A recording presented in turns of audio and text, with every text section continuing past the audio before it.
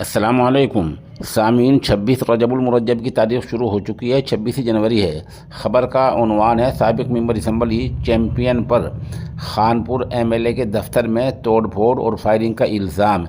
Police ने एक को हिरासत में लिया है। मामला उत्तराखंड से मुताल्लिक़ है। ख़बर तफसील से सुनाई देता हूँ। 24 घंटे पहले से ये वाक़या शुरू है। चुनाचे मेंबर असम्बली कुंवर साबिक़ मेंबर असम्बली कुंवर प्रणब सिंह चैंपियन और आज़ाद मेंबर असम्बली उमेश कुमार के दरमियान हुए तनाज़ुए ने तूल पकड़ लिया है। आज इतवार के दिन चैंपियन और उनके हामी बड़ी तादाद में उमेश कुमार के दफ्तर पर पहुंचे और जमकर तोड़फोड़ करते हुए हामी उनसे मारपीट कर दी। इल्ज़ाम है कि इस दौरान तोड़फोड़ फायरिंग भी की गई है। कुछ देर बाद मेंबर असम्बली उमेश कुमार भी वहां पहुंच गए। बताया जा रहा है कि वे भी बंदूक लेकर भागे और हंगामा कर दिया, जिसके बाद हामियों ने उन्हें संभाला। इत्तला मिलते ही भारी पुलिस तादाद में वहां अफसरान पहुंचे और वहीं देर शाम देहरादून से नेहरू कॉलोनी थाना पुलिस ने साबिक़ मेंबर असम्बली कुंवर परवन सिंह चैंपियन को मामले में हिरासत में लिया था।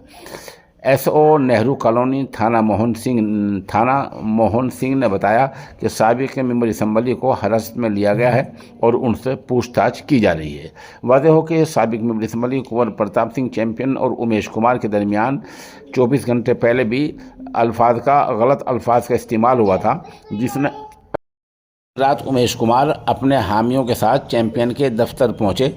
वो लंढोरा महल के बाहर पहुंचे थे और जमकर हंगामा हो गया था। उमेश कुमार ने चैंपियन को सोशल मीडिया के ज़रिए सामने आने के लिए ललकारा था। माना जा रहा था कि दोनों के दरमियान तनाज़ो बड़ी शक्ल इख्तियार कर लेगा। इस दौरान उमेश कुमार के 3 हामी भी ज़ख्मी हुए हैं, जिन्हें अस्पताल में दाखिल करा गया है। वहीं हादसे की इत्तला मिलते ही सीओ रुड़की नरेंद्र पंत और भारी पुलिस बल मौके पर पहुँचे हैं और हादसे की मालूमात हासिल इकट्ठी कर रहे हैं। उधर तरफैन के हामीन में तनाव को देखते हुए दोनों के कैंप दफ्तरों पर पुलिस फोर्स तैनात है। नरेंद्र पंत ने सहाफ़ियों को बताया कि मामले की जांच चल रही है। फायरिंग को लेकर संजीदगी से जांच जारी है। मामले में तैयारी की जा रही है और ये मुकदमा दर्ज किया जाएगा।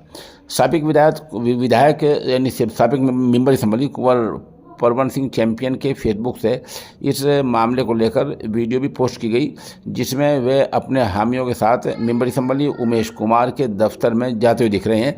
साथ ही उनके हामियों के हाथों बंदूक भी है। हालांकि फायरिंग की या नहीं ये वाज़ेह नहीं हो पाया है।